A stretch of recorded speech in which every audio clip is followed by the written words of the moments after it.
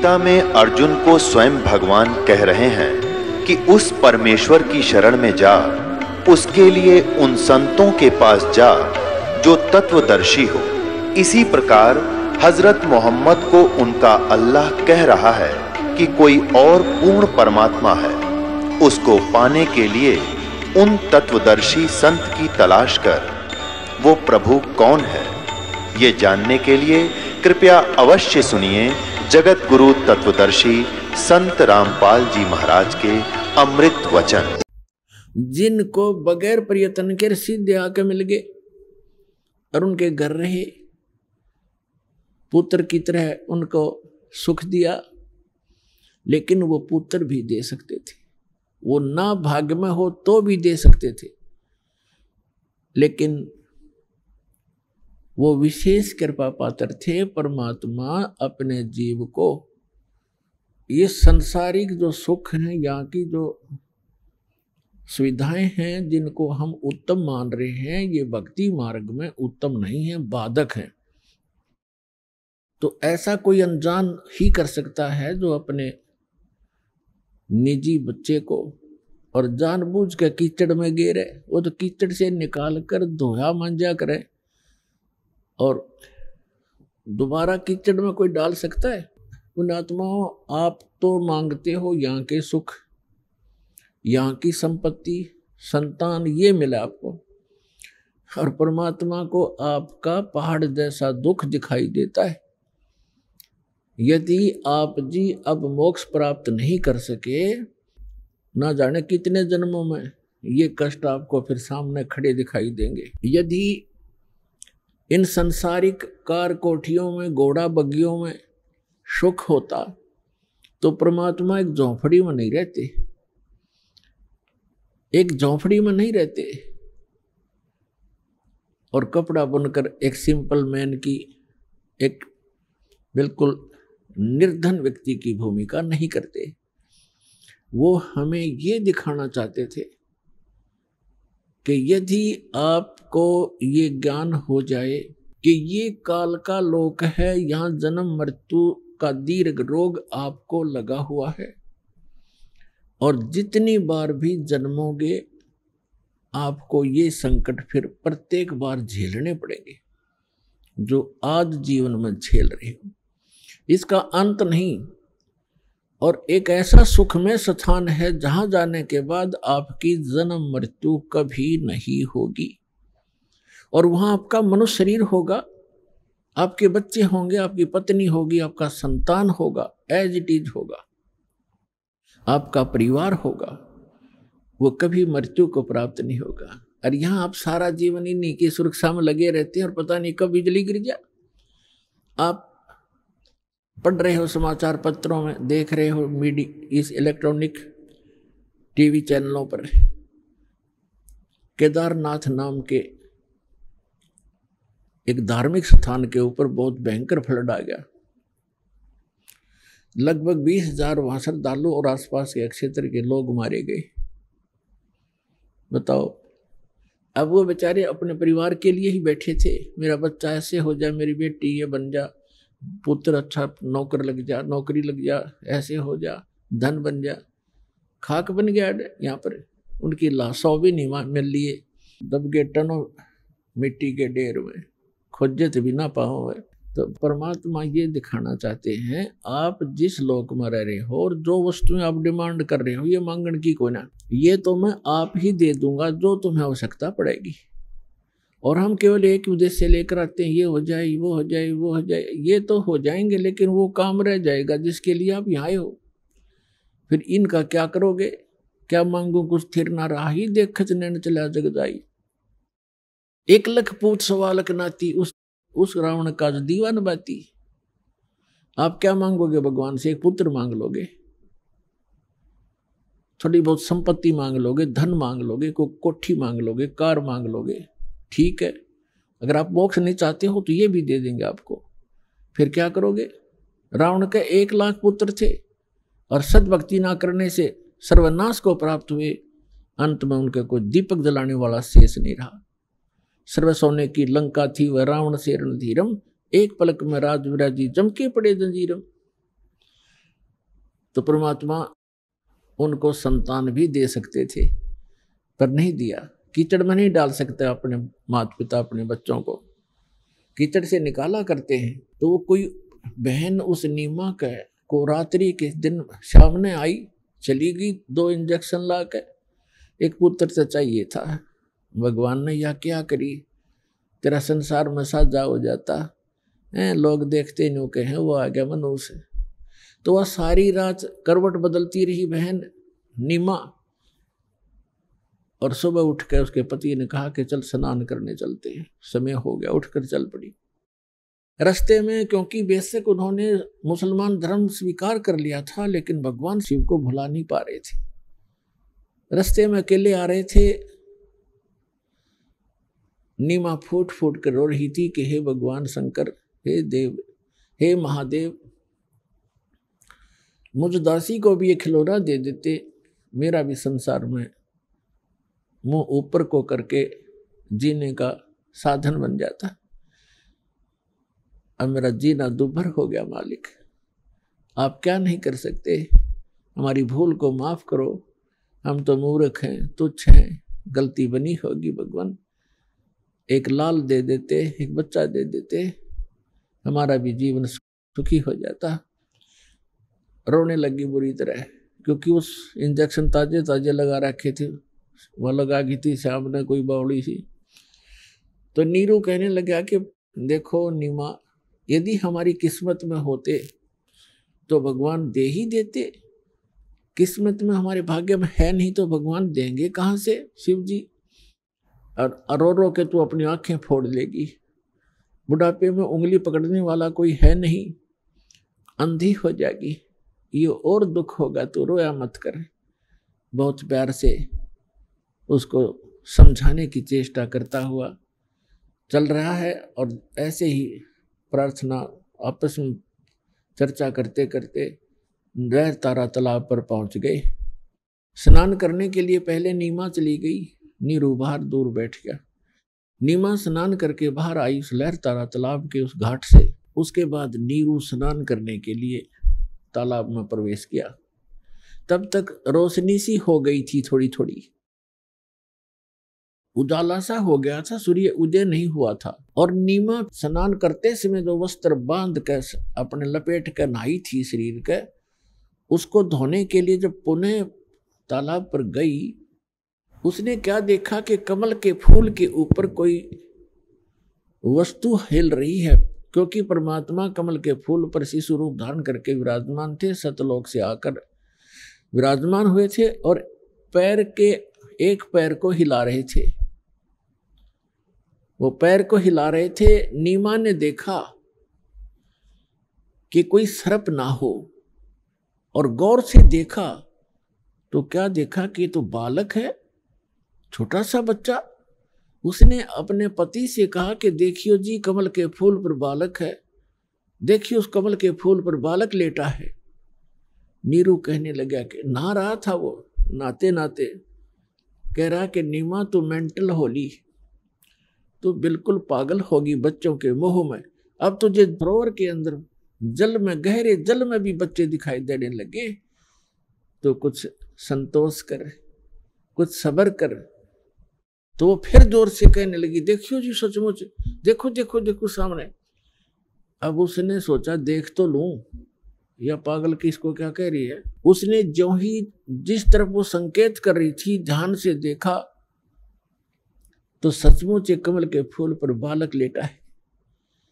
अब उसने भी आव देखा ना ताव देखा, कमल के फूल समेत तोड़ लिया, उठा लिया और अपनी पत्नी को थमा दिया कि सचमुच ये तो बालक, यहाँ डूब जाता तो शुक्र है तुमने याद दिखा, मुझे बता दिया।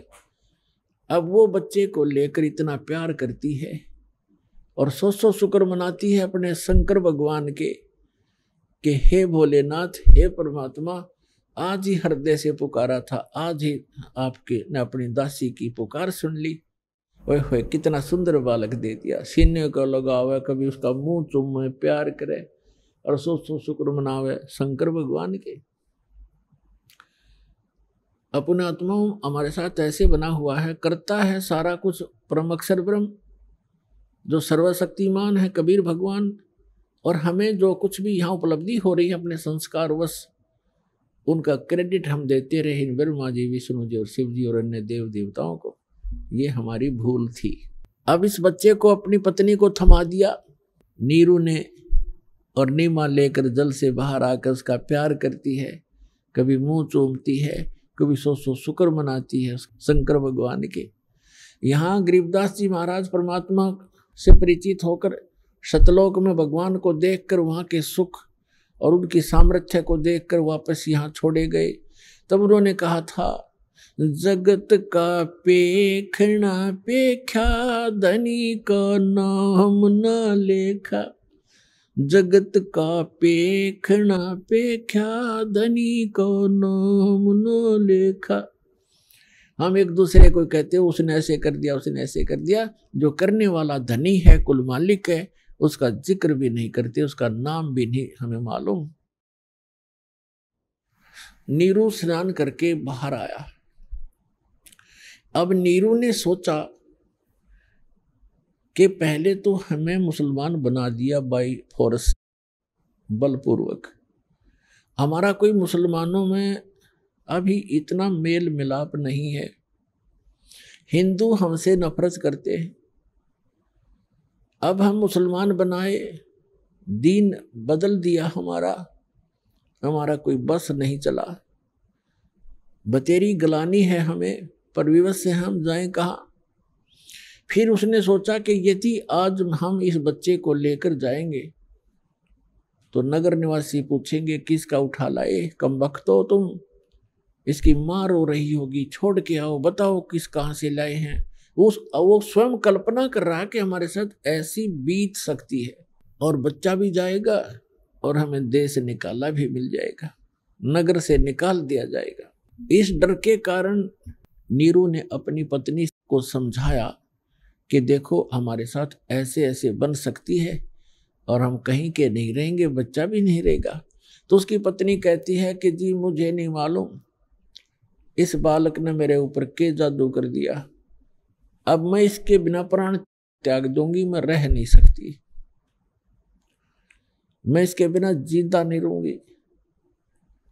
तो नीरू ने कहा तो बिल्कुल पागल होगी, कुछ भी भविष्य का नहीं देखती हो। मैं कह रहा हूं बच्चा भी नहीं रहेगा और हमें भी निकाल दिया जाएगा, घर से बेघर कर दिए जाएंगे, तो कुछ अकल से काम ले, रख दे इस बच्चे को यहीं पर।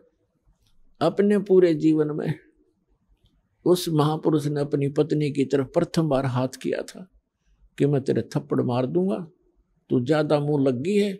मैं तेरी हर बात को मानता रहा कि ये जान करके इसको संतान नहीं है और इसकी आत्मा को दुख ना हो, और प्रत्येक बात को तेरी को स्वीकार करता रहा, लेकिन तू ज्यादा हठी हो गई है, रख दे इस बच्चे को, नहीं मैं तुझे पीट दूंगा।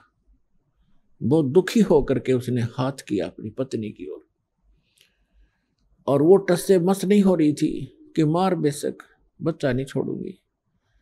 तब परमात्मा ने कहा कि हे मोमिन, मुझे ले चलो अपने घर, तुम पर कोई आपत्ति नहीं आएगी, मैं तुम्हारे लिए ही आया हूं। अब इस बात को देखकर उसने सोचा इस बालक में कोई भूत प्रेत पितर या कोई देव फरिश्ता कोई गण बोल रहा होगा और कहीं तुझे हानि ना कर दे, इस डर से वो चुप हो गया, डरा डरा सा चल पड़ा। घर पर आते ही लोगों ने देखा कि नीमा ये बच्चा कहाँ से लाए, कि कमल के फूल पर मिला, भगवान हमारे अल्लाह ने दिया।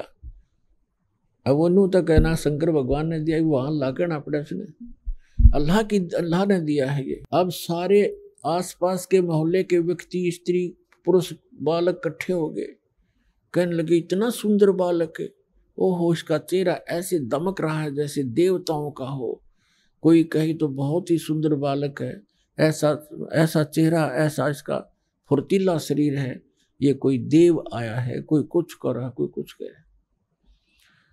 यहाँ तक लिखा है आदरणीय गरीबदास साहिब जी ने परमात्मा की महिमा की वाणी लिखी है, परमात्मा से परिचित होकर के सतलोक लेकर गए थे कबीर भगवान गरीबदास साहिब जी को, गांव छुड़ाने जिला झज्जर हरियाणा वाले को। वो जब 10 वर्ष के थे सतलोक लेकर गए, अपने जहां निज स्थान पर भगवान रहता है, जो शाश्वत स्थान है, जिसको गीता अध्याय नंबर 18 के श्लोक नंबर 62 में कहा कि अर्जुन तो सर्वभाव से उस परमेश्वर की शरण में जा, उसकी कृपा से तू परम शांति को और सनातन परम धाम को प्राप्त होगा। तो शाश्वत स्थान में परमात्मा रहते हैं, वहां लेकर गए थे तो वापस छोड़ा था। गरीबदास जी को दिव्य दृष्टि दे दी थी, उस दिव्य दृष्टि के आधार से और आंखों देखा भगवान के उस सारे नज़ारे को गरीबदास साहिब जी ने एक ग्रंथ की रचना की, जिसको गरीबदास ग्रंथ कहते हैं। जैसे तुलसीदास जी ने लाखों वर्ष पहले घटी घटना रामायण को अपने शब्दों में लिपिबद्ध कर दिया, चौपाइयाँ अपने हिसाब से बना दी और कथा यथार्थ है। चौपाइयाँ की जो रचना है वो उनकी अपनी बुद्धि की देन है, लेकिन सच्चाई वही है जो रामायण की हुई सत्य है। उसको आज पूरा हिंदुस्तान हिंदू उसको सत्य मानते हैं। तुलसीदास कृत जो रामायण है वो सही है, और लाखों वर्ष पहले ये घटना उन्होंने आज लिख दी, चित्रार्थ करती, उनकी दिव्य दृष्टि खुल गई थी। उस दिव्य दृष्टि के खुल जाने के बाद लाखों वर्ष पुरानी सब घटनाएं चित्रार्थ हो जाती है, क्योंकि हम जो भी क्रिया कर रहे हैं ये ज्यों की त्यों फिल्म बन जाती है। जैसे आजकल इंटरनेट बना हुआ है, इसमें जिसने भी फिल्म जो कोई भी वस्तु डाल दी उसमें सदा बनी रहेगी जब तक डिलीट ना की जाएगी। ये तो एक कच्चा सिस्टम है उस परमात्मा के ओरिजिनल सिस्टम के सामने। तो परमात्मा की ये समझ लो सारी एक यूट्यूब है और ये सारा कुछ ब्रह्मांड उसका इंटरनेट है, इसमें सदा रहती है एज इट इज। उनको कभी भी जिसकी दृष्टि खुल जाती है वो देख सकता है सब चित्र, जैसा जैसा जो फिल्म देख लो, फिल्म में जैसा ही कभी देख लो उसको वो एज इट इज चलेगी, वो सब घटनाएं सेम होंगी, ऐसे हो जाता है। तो गरीबदास जी की जो दिव्य दृष्टि थी वह तुलसीदास जी से कहीं कई गुना श्रेष्ठ थी, ज्यादा क्षमता वाली थी। तो गरीबदास जी ने ऐसे ही अपने भगवान कबीर परमेश्वर की महिमा लाखों वर्ष पहले जहां जहां पहले वो कभी प्रकट हुए वो सारा, और काशी के अंदर जो लीला की वो सारी, वो तो फिल्म है, कभी देख लो। तो गरीबदास जी की यूट्यूब चालू हो गई थी, उसमें उन्होंने देखा और वर्णन किया अपनी भाषा में। तो क्या बताया, अब गरीबदास साहिब जी की अमरवाणी से आपको थोड़ा सा एक झलक दिखाएंगे, उसको सुनाएंगे आपको वाणी। क्या बताते हैं कि जब वहां आए, परमात्मा को लेकर आए, आसपास के लोग इकट्ठे हो गए, यहाँ तक काशी के राजा तो थे वो भी देखने आए कि इतना सुंदर बालक है, भगवान कमाल हो गया। उस समय की एक वाणी सुनाते हैं आपको। आप क्या बताते हैं, 84 बंधन कटे वो कीनी कल्प कबीरे, भवन चतुर्दश लोक सब ये टूटे जम जंजीरे, अनंत कोट ब्रह्मांड में वो बंदी छोड़ कहाए, सतगुरु पुरुष कबीर हैं वो जननी जने नमाए। कि ये परमात्मा अनंत कोट ब्रह्मांड में ये बंदी छोड़ कहाए। बंदी छोड़ कौन होते हैं, अमर करूं सतलोक पठाऊं, तात बंदी छोड़ कहाऊं, बंदी छोड़ हमारा नामम, अजर अमर है अस्थिर ठामम। अमर करूं, यहां आपको ऐसी भक्ति शक्ति दूंगा, आपको अमर कर दूंगा, आप मृत्यु के उपरांत वहां चले जाओगे जहां जाने के बाद साधक फिर लौटकर कभी संसार में नहीं आते, और वहां आपका संसार होगा, आपका परिवार होगा। और जिस परिवार को पुण्यात्माओं वैसे का अपने या बात ना अच्छी लगे, लेकिन सत कड़वी होती है, पर उसको सहन करके उसके ऊपर यदि अमल कर लिया जाए तो विष से अमृत बन जाता है, वो कड़वी से मीठी बन जाती। जो उस परिवार आपका है ये आपका नहीं है, आप एक दूसरे के पिछले पूर्व जन्म के संस्कारों से या बेटा बेटी, पुत्र पुत्री, पति पत्नी जैसे भी रिश्तेदारी बनी है, ये एक लेवा एक देवा दूतम। जैसे सुखदेव ऋषि ने अपने पिता व्यास जी से कहा था, गर्भ से निकलकर चलते चलते, गर्भ से बाहर आते ही, अपनी माँ के गर्भ से 12 वर्ष की आयु में, 12 वर्ष तक माँ के गर्भ में रहा था। बाहर आते 12 वर्ष का रूप, जितनी आई हाइट बन गई उसकी एकदम, और उठ के चल पड़ा। व्यास जी ने ये कहा था कि आप बेटा मुझे दर्शन दे दे, 12 वर्ष तेरी इंतजार करी, बालक होगा बालक होगा। तो उसने कहा था कि ऋषि जी, ना जाने कितनी बार तू मेरा बाप बन लिया, ना जाने कितनी बार मैं तेरा बाप बन लिया। ये तो बुरा झंझट है। अब क्या मुझे इस बीमारी ने, इस रोग को कटवाने दे, मैं देखूं नहीं आपके और आप में मेरी ममता बन जा, मैं नहीं देखूंगा। और कहा, एक लेवा एक देवा दूतम, कोई किसी का पिता नहीं पुतम, ऋण संबंध जुड़ा एक ठाठा, अंश में सब 12 बाटा। आज आपकी मृत्यु होगी वृद्ध होकर, आप मनमाना नाइजीरिया में जन्म ले लोगे, फिर पुत्र की मृत्यु होगी वो मनमाना अफ्रीका में जन्म ले, क्योंकि संस्कारवश जन्म लेगा, आगे थोड़े इकट्ठे हो सकते हो।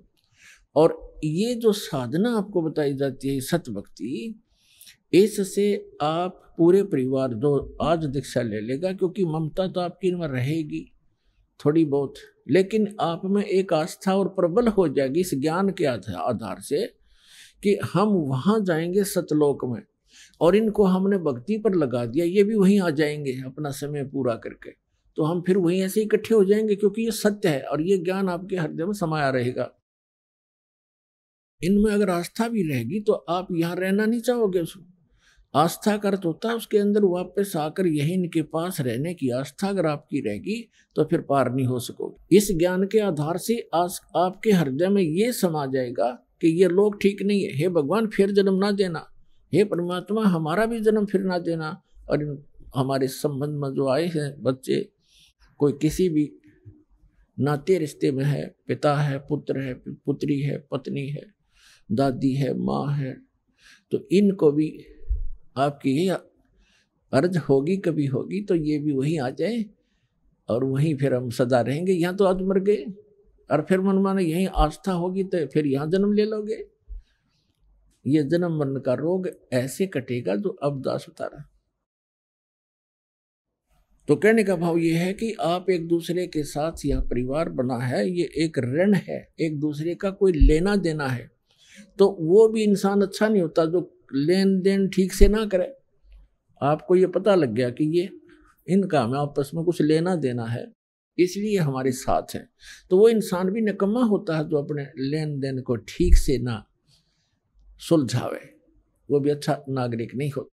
तो आपने एक अच्छे भगत भी बने रहना है, और जो भी जिस रूप में आपको पुत्र या पिता, पुत्री या माता, बहन मिला है, उन सब को वो एक रोल, एक अच्छे पात्र की तरह आपने सुपात्र की तरह उसको वो भी निभाना है, तभी आप सफल होगे। तो कहने का भाव दो दास आपको बताना चाहता है कि अमर करूं सतलोक पठाऊं, ताते बंदी छोड़ कहाऊं। अमर करूं और सतलोक भेज दूंगा, स्पेशल साथ जाकर ना काल जाने दे है। अमर करूं सतलोक पठाऊं, अर्थात बंदी छोड़ कहाऊं। बंदी छोड़ हमारा नामम, अजर अमर है अस्थिर ठामम। ठाम मन स्थान, अजर अमर है वो लोक, कभी नाश में नहीं आता, वो सतलोक कहलाता। सत्य माने अविनाशी, शाश्वत, सदा रहने वाला स्थान, वहां ले जाऊंगा तुम्हें, वहां छोड़ दूंगा। तो यहाँ कहते हैं अनंत कोट ब्रह्मांड में बंदी छोड़ कहाए, सो तो एक कबीर हैं जननी जने नमाए। वो किसी माँ से पैदा नहीं हुए। शब्द रूप शब्द स्वरूप साहेब धनी, शब्द सिंध सब माही। बाहर भीतर रम रहा, जहां तहां सब ठाई। अब जैसे सूर्य एक स्थान पर रहते हुए भी अपना पूरा काम कर रहा है, उसकी उष्णता, उसकी गर्मी मकान के अंदर भी प्रभावित कर रही है। तो इसी प्रकार परमात्मा की शक्ति सब जगह व्यापक है। और परमात्मा सतलोक में रहो और चाहे यहाँ आ जाओ, वो तो वहीं से अपना सारा संचालन, सब कार्य, सब ब्रह्मांडों का बैलेंस वही बनाए रखता है। तो यहाँ आए भगवान, जल थल पृथ्वी गगन में बाहर भीतर एक, ये पूर्ण ब्रह्म कबीर हैं अवगत पुरुष अलेख। सेवक होके उतरे इस पृथ्वी के माही, जीव उदाहरण जगत गुरु बार बार बलि जाही। सेवक होके उतरे, एक दास बन के आए यहाँ पर कबीर दास। कबीर दास एक सिंपल मैन की भूमिका की मालिक ने। सेवक होके उतरे, उतरे माने सशरीर आए। ये नियम है परमात्मा, सशरीर आता, सशरीर चला जाता है, अच्छी आत्माओं को मिलते हैं। सेवक होके उतरे इस पृथ्वी के माही, जीव उदाहरण जगत गुरु बार बार बलि जाहु। जीव उदाहरण, जीव का उद्धार करने के लिए यहाँ उतरे। अभी आपको बताया था इन पवित्र वेदों में, ऋग्वेद के विषय में जो आपको सभी मंत्र और मंडल और सूक्त बताए, इनमें ये प्रमाण है कि वो परमात्मा ऊपर रहता है। एक तेजो में लोक है, 100 प्रकाशित पृथ्वी है वो सतलोक। उसके 3 पोर्शन हैं, 3 विभाग हैं। जैसे एक तो दिल्ली का बाहरी क्षेत्र जिसमें गांव हैं, विलेज है। एक फिर उसका शहर दूसरी स्थिति में, दूसरा पोर्शन बाजार है। और तीसरा वो पार्लियामेंट हाउस और प्रधानमंत्री का घर, रेजिडेंस, राष्ट्रपति भवन, ये तीसरा स्थान समझ लो। तो वो परमात्मा ऐसे सतलोक के तीसरे स्थान पर विराजमान है और वहां से गति करके आता है, अच्छी आत्माओं को मिलते हैं, एक कवियों की तरह आचरण करते हैं। ये वेदों में प्रमाण आपको बहुत बार दिखाया है। और अपने मुख कमल से वो वाणी बोल बोल के लोकोक्तियों के माध्यम से विचार व्यक्त करते हैं, दोहों के माध्यम से, शब्दावलियों के माध्यम से। और जिस कारण से वो एक प्रसिद्ध कवियों में से एक कवि भी कहलाते हैं, लेकिन वो होते हैं परमात्मा। और वो तीसरे भवनों ऊपरी तिष्ठति, सब भवनों के ऊपर, भवन के सब लोकों के ऊपर के लोक में बैठा है भगवान। वहां से गति करके आता है, अच्छी आत्माओं को मिलता है, जो दृढ़ भक्त होते हैं उनको उपदेश देता है, तत्व ज्ञान समझाता है। श्रीमद् भगवत गीता अध्याय नंबर 4 के श्लोक नंबर 32 और 34 में निष्कर्ष है इसका कि अर्जुन, धार्मिक अनुष्ठानों की जानकारी विस्तार के साथ सच्चिदानंद घन ब्रह्म की वाणी में, ब्रह्मणे मुखे, जिस सच्चिदानंद घन ब्रह्म ने जो वाणी अपने मुख कमल से स्वयं आकर बोली है, वो सच्चिदानंद घन ब्रह्म की वाणी है। उसके अंदर धार्मिक अनुष्ठानों की जानकारी विस्तार से कही गई है। और उसको जानकर फिर तो सब पापों से मुक्त हो जाएगा। वो तत्व ज्ञान है, वो खुद बोलता है भगवान। यथार्थ ज्ञान को तत्व ज्ञान कहते हैं। और उस ज्ञान को चौथे जाएंगे 34वें श्लोक में कहा, उस ज्ञान को तू तत्वदर्शी संतों के पास जाकर समझ, उनको दंडोत प्रणाम करने से, कपट छोड़कर उनसे प्रार्थना करने से, प्रसन्न करने से वो तत्वदर्शी संत तुझे उस तत्व ज्ञान का प्रचार करेंगे, उपदेश करेंगे। तो वो तत्व ज्ञान जो है खुद भगवान आकर बोलते हैं और उसके अंदर कंप्लीट स्पिरिचुअल नॉलेज, संपूर्ण अध्यात्म ज्ञान होता है। नहीं तो गीता ज्ञानदाता एक अध्याय और लिखवा देती कि ये तत्व ज्ञान वहां पर डिले इसमें। लेकिन गीता और वेदों में, कुरान और पुराणों में, बाइबल में वो तत्व ज्ञान नहीं है। लेकिन जिस सत्र के वो शास्त्र हैं वो इनकम्प्लीट है, लेकिन गलत नहीं कह सकते। जैसे एक मैट्रिक का सिलेबस होता है, उसकी बुक्स होती हैं, तो वो बुक्स गलत नहीं होती, लेकिन वो BA और MA की नहीं होती। लेकिन उस 10वीं तक की पढ़ी हुई पढ़ाई आगे काम अवश्य आती है। तो इसी प्रकार हमारी सदग्रंथ जो हैं ये सभी अध्यात्म मार्ग को समझने में सहयोगी है, लेकिन यथार्थ ज्ञान परमात्मा ने स्वयं आकर दिया है, वो तत्व ज्ञान। तो यहाँ वही बता रहे हैं गरीबदास साहब जी, सेवक हो के उतरे इस पृथ्वी के माही, जीव उदाहरण जगत गुरु, बार बार बलिहारी जाऊं उस परम पिता पे। जीव उदाहरण जगत गुरु, जगत गुरु वही होता है जो पूरे विश्व को तत्व ज्ञान बतावे। जो अटपट करते हैं, शास्त्र ज्ञान कहते हैं, वो बेशक जगत गुरु लिखे रहे, वो नकली डुप्लीकेट जगत गुरु और सतगुरु हैं। तो यहाँ गरीबदास जी कहते हैं जीव उद्धारने के लिए, हमारा जीवों का उद्धार करने के लिए वो जगत गुरु बन के आए थे परमात्मा 600 वर्ष पहले।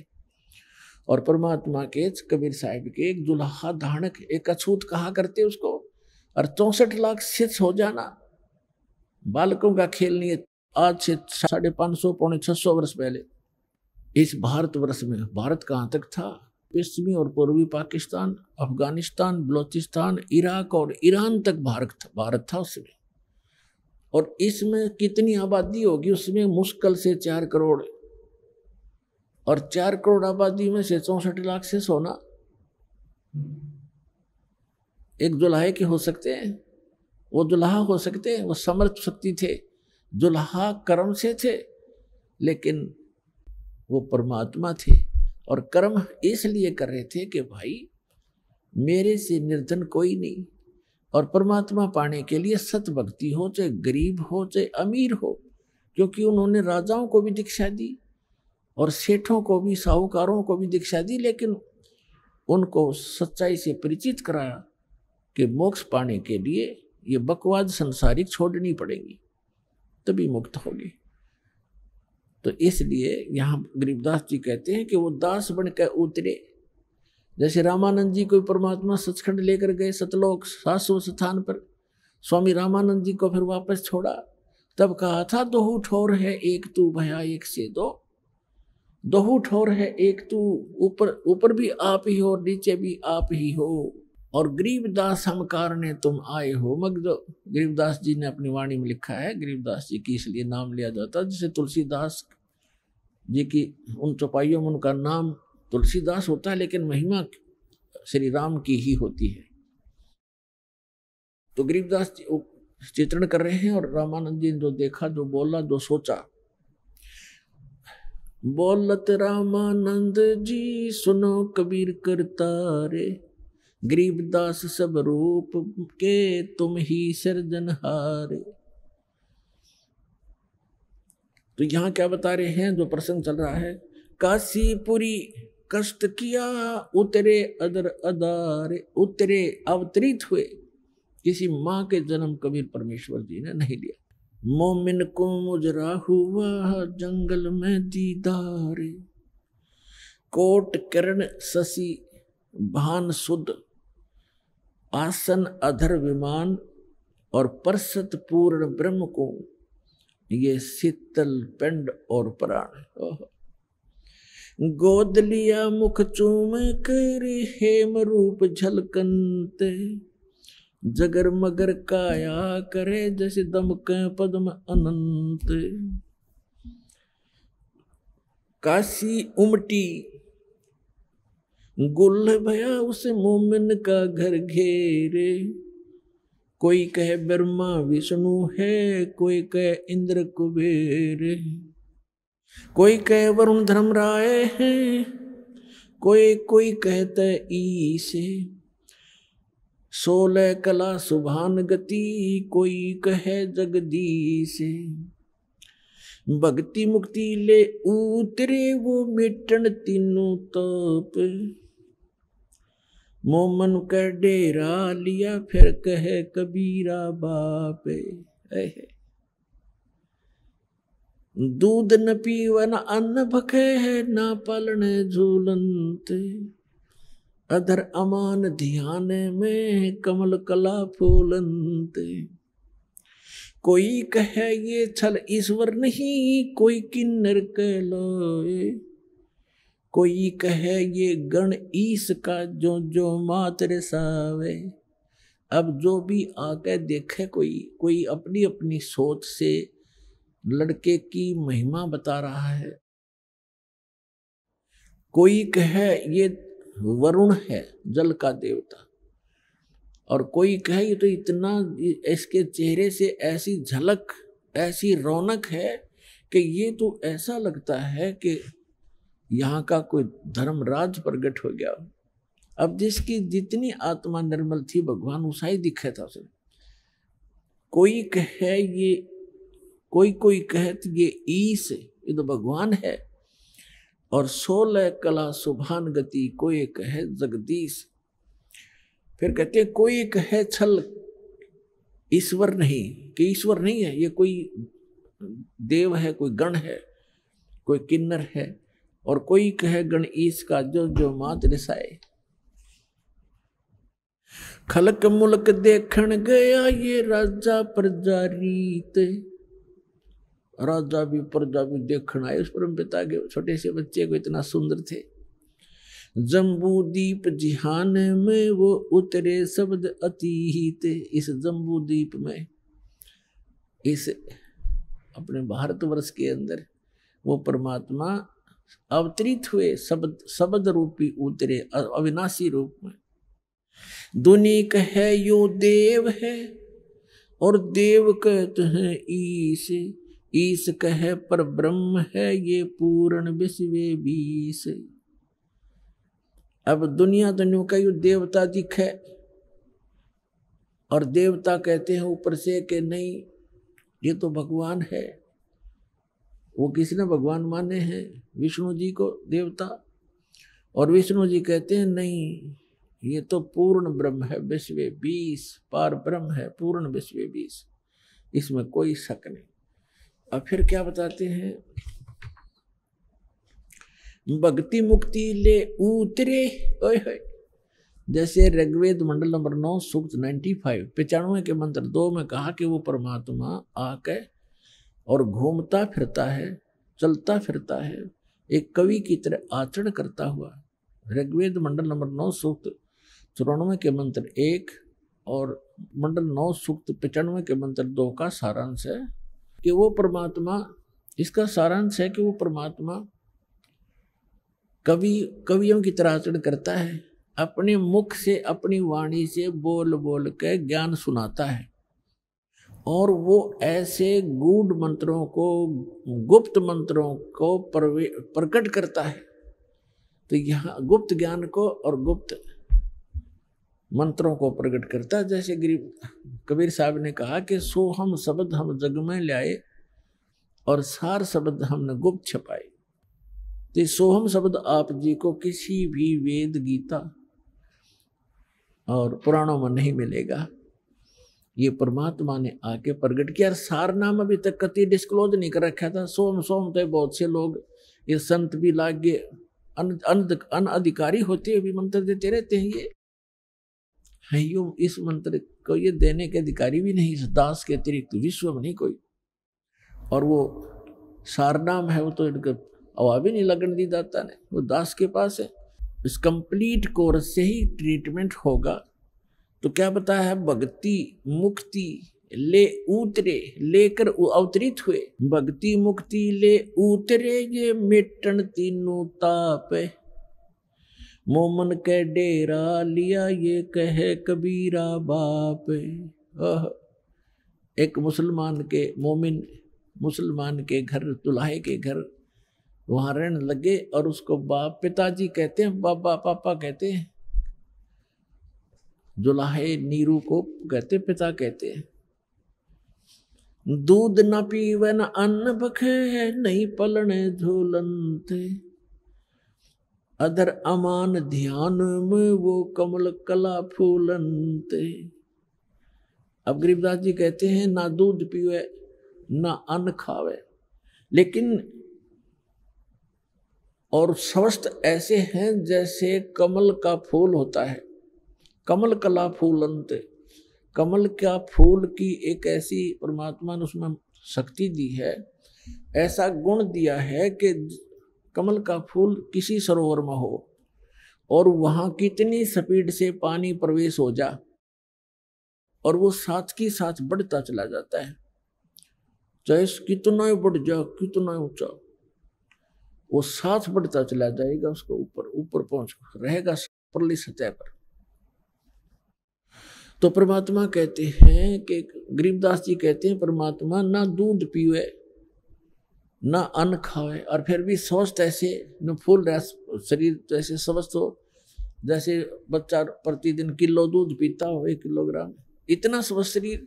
अब जब नीमा ने देखा कि नीरू ने भी देखा कि ये बालक कुछ खा रहा नहीं, पी रहा नहीं, 1 दिन बीता, 2 दिन बीते, 4 दिन बीते, 10 दिन, 20 दिन और 25वें दिन कति चिंतित हो गए वो। और नीमा ने तो यहाँ तक ठान ली कि हे भगवान शिव, या तो आपने देना नहीं था और परमात्मा दे दिया, तब ले रहे हो। अब मैं जीऊं नहीं, इस बच्चे के साथ मरूंगी, अब मैं जी नहीं सकती, इसमें मेरा इतना मोह बन गया, इतनी ममता बन गई है। ये फाइनल फैसला कर लिया था। और अंतर्यामी सामने बालक रूप में लेटे हुए थे, उनको पता था कि आज यह बुढ़िया पक्की मरेगी। मैं तो मरूं नहीं, क्यों ये कह रही है कि बालक मरेगा तो मैं भी मरूंगी, पर यह चिंता में मर लेगी। मैं तो मरूं नहीं, पर यह अवश्य मर जाएगी। इसलिए परमात्मा ने कहते करे करावे साइया, मन में लहर उठा, दादू सिरदर जीव के वो आप बगल हो जाए। अब परमात्मा ने रिमोट दबाया, भगवान शंकर का शिवमंडल शिवपुरी में बैठे अपने लोक में, एकदम कसक हुई कि मुझे किसने पुकारा है। बेशक वो मुसलमान बन गए थे, लेकिन अपनी आराधना और अपनी अर्जी भगवान शंकर को ही लगाया करते थे। वैसे तो पुण्यात्माओं धीरे धीरे ज्ञान की रोशनी होगी, ये पूरा मुसलमान धर्म ही इस शंकर भगवान का पुजारी है, पर ये उसको समझ नहीं पा रहे।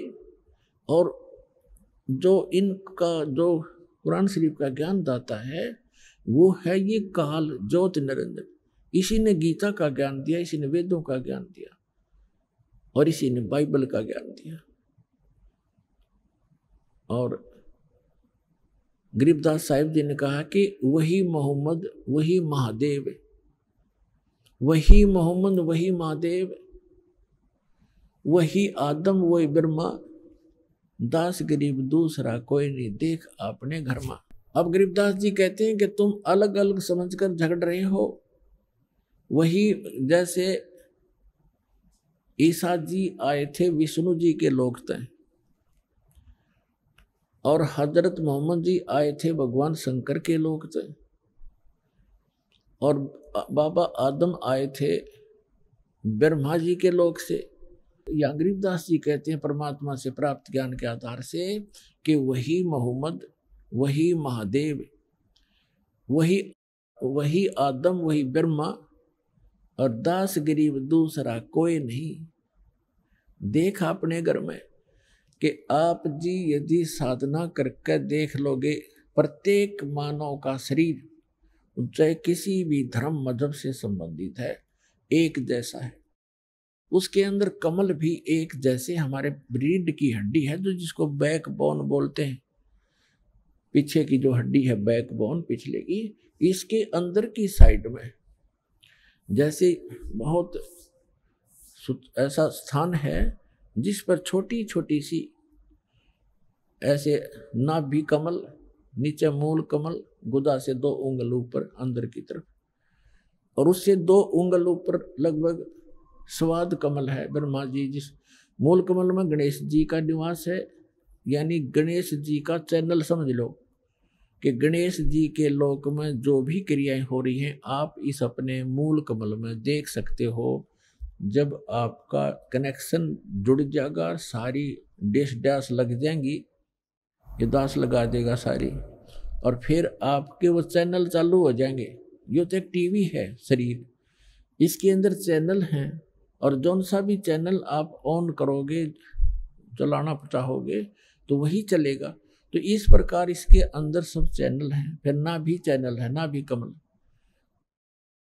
जो मूल कमल है वो गणेश जी के लोक में जो कुछ भी हो रहा है मूल कमल पर देखा जा सकता है। और फिर स्वाद चक्र है जिसमें ब्रह्मा जी का अधिपत्य है। ये ब्रह्मा जी के लोक में जो क्रियाएं हो रही हैं इस चैनल्स के माध्यम से दिखाई देती है, स्वाद चक्र बोलने से। फिर नाभि चक्र है, नाभि कमल चक्र, कमल दल, नाभि कमल, उसके अंदर विष्णु जी के लोक में जो हो रही है क्रियाएं, उसका जब ऑन हो जाएगा, इस मंत्रों से हो जाएगा। जो मंत्र हम आपको देते हैं, प्रथम मंत्र, इसमें बीच के जो 5 नाम हैं, इनसे आपके 5 कमल ऑन हो जाएंगे। लेकिन इन कमलों को देखने की आवश्यकता नहीं है आपको। आप यही मार खा जाते हो कि वो हमारे कमल दिखाओ, चल दिख जाए तो बहुत अच्छा है, कमलों को देखें, उनको देखें। अब देखो पुण्यात्मा, इन कमलों को देख देख कर हमने अपना जीवन नाश कर लिया संख्यों बार। ये ऋषि लोग कौन थे? ये साधना और अभ्यस्त, ये जो समाधिस्थ हो जाते थे हजार हजार वर्ष तक, ये कैसे हो जाए? और फिर क्या मिला उनको? ये क्या होता है कि किसी भी कमल में आपकी सुरती लगी, वो ऑन हो गया तो उसके अंदर आपकी सुरती पहुंच जाएगी बहुत दूर तक और उस लोक में प्रवेश कर जाएगी। वहां आप जो देखोगे नजारे, जैसे बालक किसी मेले में चला जा, कहीं कोई रीछ नचा रहा है, कोई कहीं पर गा रहा है, कोई भालू, कोई बंदर नचा रहा है, कोई कहीं कुश्ती हो रही है, कहीं कोई गाने गा रहा है, कोई ऐसे ऐसे डुगडुगियां बजा रहा है। तो वो बालक उस मेले में चला गया तो फिर उस मेले में बिचल जाएगा, उसको पता नहीं चलेगा, और पिता जागा बिछुड़। तो ऐसे आप बच्चे हो, इस जिस भी कमल में वो ऋषि प्रवेश कर जाता था हजारों वर्षों, तो वो बहुत लंबे क्षेत्र हैं ये, उनमें कहीं नाच देख रहा है, वहाँ अप्सराओं के कहीं झरने में नहा रहा है, जैसे सपना हो जाता है ना समाधि में, ऐसे चलता है फिर। और जब वो वापस आता है तो फिर वो इतना उसका शरीर जीर्ण शीर्ण हो लेता है, उसमें 1-2 सिद्धि आ जाती है, उसके वचन से कोई ऐसी घटना घट जाती है, जनता पीछे लग जाती है, वो प्रभु पाक जाता है, फिर गधा बन जाता है।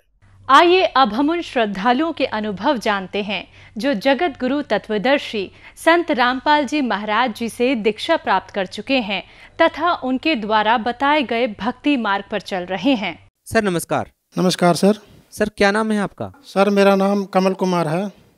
कमल कुमार जी, कहाँ से आए हैं आप? सर मैं जिला करनाल, तहसील निसंग, गांव सांबली का निवासी हूँ सर। सर संत रामपाल जी महाराज से नाम दीक्षा लेने से पहले आप क्या भक्ति साधनाएं करते थे? सर मैं संत रामपाल जी महाराज से नाम दीक्षा लेने से पहले सभी देवी देवताओं की पूजा करता था, जैसे काली माता होगी, ये हनुमान जी हो गए। सर हिंदू धर्म में प्रचलित वो सभी साधनाएं आप कर रहे थे जो हिंदू धर्म में बताई जाती हैं। आपकी जो माता जी थी वो भजन कीर्तन किया करती थी, तो हम आपसे ये जानना चाहेंगे कि फिर आपने संत रामपाल जी महाराज जी से नाम दीक्षा लेकर के ये नई भक्ति क्यों शुरू की? सर मैं थोड़ा विस्तार से बताना चाहूँगा। सर मैं 2011 में मेरी शादी हुई, तो सर 2000 शादी होने के बाद 1 साल बाद मेरी घरवाली बीमारी होना शुरू हो गई। उसको सर ये नहीं पता लगा किसी डॉक्टर को भाई इसका बीमारी क्या है, कभी सिर में दर्द, कभी पेट में दर्द। सर उसका हॉस्पिटलों में हम जाते थे उसको ले के रात के 1 बजे 2 बजे गाड़ी में बैठा के, तो बगा जी घर की स्थितियाँ भी ऐसी बिल्कुल ख़राब हो गई। घर के हालात सर ऐसे हो गए हम बता नहीं सकते। सर जैसा कि आपने बताया कि आपकी पत्नी बहुत ज़्यादा बीमार रहती थी, तो हम आपसे ये जानना चाहेंगे कि आपको इतनी सारी समस्याओं से, इतनी सारी परेशानियों से कैसे निजात मिली? सर एक संत रामपाल जी महाराज का भगत मिला जी मुझे, वो हमारे गांव से 10 किलोमीटर दूर है उसका, वो जो अमूपर गांव से है। तो सर वो मेरा काम लकड़ी का है, तो सर वो मेरे दुकान पे आया किसी कारणवश कोई काम के लिए। तो सर उसने संत रामपाल जी महाराज के बारे में थोड़ी बात चलाई। सर उसने संत रामपाल जी महाराज के भगत जी ने मुझसे पूछा कि आप इतना आपके पास रोज़गार भी है, तो आप अपने घर के मिस्त्री भी हो, आप खुद काम करते हो, तो जी उसने ये पूछा कि आप इतनी गरीबी में कैसे पड़े हो। तो सर उसकी ये बातें सुनकर तो सर मेरी आंखों से आंसू आ गए। मैंने उसको बताया सर यार मैं बहुत दुखी रहता हूँ, मेरी घरवाली जो है वो उसका इलाज कहीं से हो ही नहीं पा रहा, हम उसको बहुत हॉस्पिटलों में लेके गए, जो हमारे गांव के डॉक्टर हैं वहाँ से भी उसको दवाई दिलाई, तो सर उसको कहीं से भी कोई भी आरामदारी नहीं मिली। किसी ने जहाँ बता दिया भाई जो हमारे गांव में एक सियाना है जी, उसके पास बहुत दूर से दुनिया भी आती है इलाज करवाने के लिए, तो किसी ने कहा अभी आप उसके पास जाओ तो आपकी घरवाली ठीक हो जाएगी। तो सर हम उसके पास भी गए, तो जी उसने कभी लौंग ले आओ, कभी इलायची ले आओ, कभी पतासे ले आओ, इसको वहाँ पे चढ़ाओ, इसको वहाँ पे चढ़ाओ। तो सर उसकी बताई हुई विधि से भी मेरी घरवाली को कोई भी आराम नहीं मिला, और भी हम दुखों में घिरते चले गए, जो और भी घर में परेशानी दिक्कतें थी वो और भी ज़्यादा बढ़ गई। सर हम आपसे ये जानना चाह रहे हैं कि आपकी पत्नी को जो समस्याएं थी वो कैसे ठीक हुई? सर जो संत रामपाल जी महाराज के एक शिष्य ने मुझे बताया था कि आप संत रामपाल जी महाराज से नाम दीक्षा, उनका सत्संग देखो। भाई संत रामपाल जी महाराज का नाम लेने के बाद, उनका ज्ञान सुनने के बाद सभी बीमारियां ठीक हो जाती हैं, चाहे कैसी बीमारी हो। तो सर मुझे संत रामपाल जी महाराज के शिष्य के ऊपर इतना विश्वास नहीं हुआ। मैं उसके बोला यार तू कैसे बोल रहा है भाई, ऐसे ठीक हो जाएगा, ठीक हो जाएगा। भाई हम करनाल भी इसको लेके गए। सर होता क्या था कि मैं अपनी भगतमती को रात को 1-1 बजे 2-2 बजे गाड़ियाँ मतलब बुला के हम इसको वहाँ पे लेके जाते थे। तो मतलब सियाणों पे भी दिखाया, मंदिर में पुजारी किसी ने बोला भी आप मंदिर पुजारी भाई वो ऐसे देता है, मंत्र देता है, वहाँ पे जाऊँ, वहाँ पे दिखाया। तो संत रामपाल जी महाराज कैसे ठीक कर देंगे? तो सर वो ये, तो फिर उसने मुझे अपनी आप बीती बताई भी जैसे भी आज तू है ना, कल मैं भी ऐसा ही था भाई, जो स्थिति आज तेरे ऊपर है मैं भी इतना ही मतलब वो था, बिल्कुल ख़त्म हुआ परिवार था मेरा भी। तो मैं आपको इसलिए बोल रहा हूँ कि आप संत रामपाल जी का ज्ञान देखो, सत्संग देखो, तो आप उनके बारे में आपको ये लगेगा भाई आप देखो ना, एक बार ही देखो। तो सर मैं उसकी बातों पर थोड़ा विश्वास किया, चलो मैं देखूँगा भाई, सत्संग देखूँगा। तो सर जैसे ही वो गया तो हमने शाम के टाइम संत रामपाल का सत्संग देखा, तो जी वो सत्संग हमारे समझ में आ गया।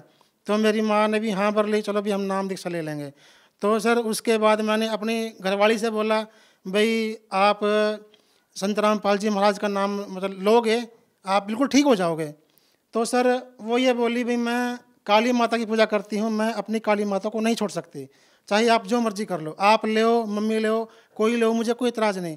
तो सर मैंने उसको ये कहा कि अगर जब आप बीमार रहते हो, आपकी काली माता को ठीक क्यों नहीं किया ये बताओ पहले। तो वो ये बोलती थी भी उसकी मर्जी है, वो ठीक करे ना करे तो मैं नहीं लूँगी।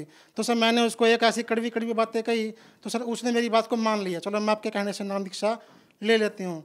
तो सर फिर वो संत रामपाल जी महाराज का शिष्य हमें नाम दीक्षा दिला के लाया। तो सर हमें संत रामपाल जी महाराज का नाम दीक्षा लिए कम से कम सर 5 दिन हुए थे। तो सर 5वें दिन ही परमात्मा ने ऐसा चमत्कार हुआ कि जैसे हम जो मंत्र देते हैं संत रामपाल जी महाराज, हम वो मंत्र भक्ति कर रहे थे, हम सारे बैठे थे बेड पर, हम भक्ति कर रहे थे। तो सर उसी टाइम मेरी घरवाली की छाती में दर्द हो गया जी उसी टाइम। तो सर मैंने उसको फ़ोन वैसे उसको बोला भाई तुम हमें किसका नाम दिला के लिया यार, आप तो बोल रहे थे ये ठीक हो जाएगी, इसको तो दर्द हो गया। तो सर वो ये बोला भी हम आपके घर पे आ रहे हैं, आप टेंशन मत लो भाई, आप अभी रुको। तो सर वो मेरे घर पे आए, तो उन्होंने देखा तो वो ये बोले भाई अभी आप देख ले भाई आपकी घरवाली अभी 1 मिनट में अभी ठीक हो जाएगी, आपको एक दवाई भी इसको देनी नहीं पड़ेगी। तो सर मुझे विश्वास नहीं हुआ। तो सर उसके बाद जैसे ही हमने भी देखा, तो हम जहाँ प्रणाम करते हैं गुरु जी को, जोत जगाते हैं संत रामपाल जी महाराज की, तो वहाँ पे उसका प्रणाम करवाया मेरी घरवाले का। तो सर वो ये बोल रहे थे अभी आप देख लियो। तो सर उसके बाद मैं यकीन के साथ कह सकता हूँ कि उसके बाद मेरी घरवाली का दर्द ये नहीं पता जी वो कहाँ गया। तो सर उसके बाद अगले दिन वही काम हुआ, तो उसने वो हमें बोल के चले गए थे, वो जो उसके शिष्य संत रामपाल जी के शिष्य थे, तो भगत जी वो ये बोल के गए थे भाई अगर इसके अंदर कोई ऐसी ओपरी या कोई भूत प्रेत हो तो आप घबराना मत बिल्कुल भी, बस आप जो भी मतलब आपको प्रसाद मिला है या वो मिला है आप उसको वो दे देना और अपना भक्ति मंत्र करते रहना। तो सर उसके बाद उसको मैंने देखा, तो जी मैं पूरा विश्वास से कह सकता हूँ जी मेरी घरवाली के अंदर से कम 7-8 ओपरी सर बिल्कुल बोल के निकली है। उनसे हमने बात भी की है। तो सर उनसे हमने एक तो ओपरा ये बोला भाई आप हम तो इसके अंदर क्या कितने बैठे हैं, आप किस किस को निकलवाओगे। तो सर हम तो यही कहते थे भाई हम संत रामपाल जी के शिष्य हो गए हैं, अब हमने की भक्ति दी हुई भक्ति विधि करते हैं, अब वही करेंगे जो करेंगे। तो सर उसके बाद बिल्कुल ओके होगी, बिल्कुल ठीक होगी। तो जी आज मेरी भगत मती को किसी भी प्रकार की कोई दिक्कत नहीं है, कोई रोग नहीं है, ना ही हम उसके बाद कोई एक भी दवाई खाते हैं। मेरे को भी एक प्रॉब्लम थी सर, जो मेरे को 12 साल की उम्र से हो गई थी। तो सर मेरा काम जैसे लकड़ी का है, मेरा काम है वजन उठाने का। तो सर 12 साल की उम्र में मेरी कमर की रीढ़ की हड्डी में सर एक ऐसी दिक्कत आ गई थी सर, मैं ऐसे भी नहीं हो सकता था बिल्कुल भी।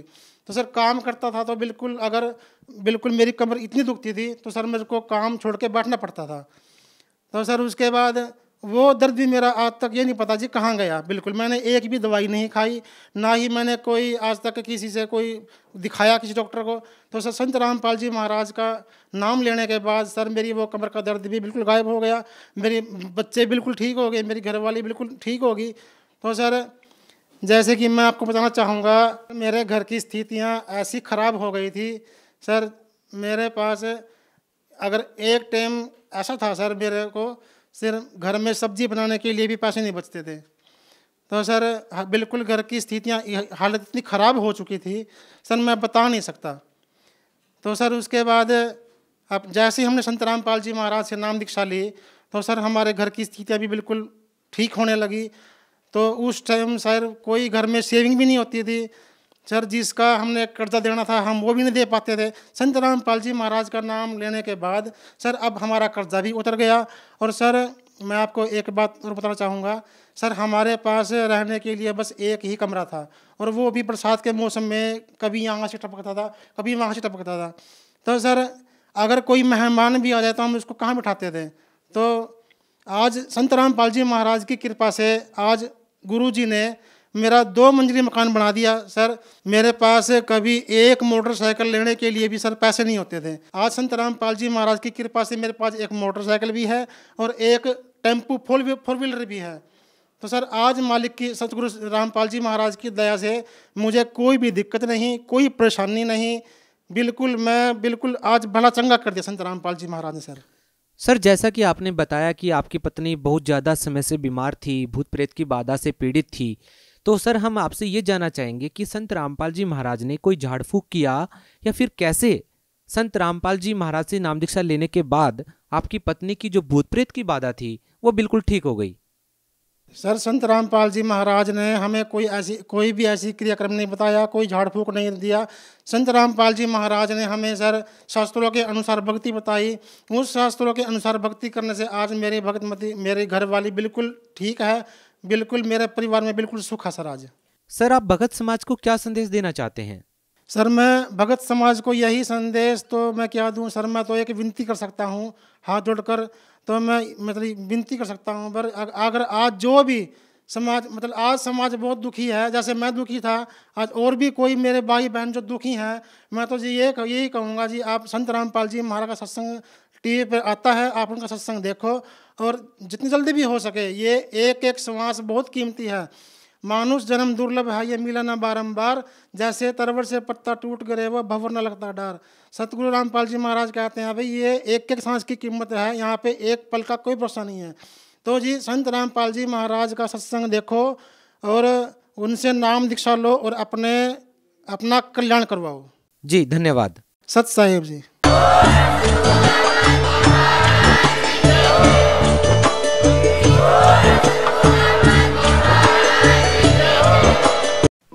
आप सुन रहे थे जगत गुरु तत्वदर्शी संत रामपाल जी महाराज के मंगल प्रवचन। अधिक जानकारी के लिए संपर्क करें।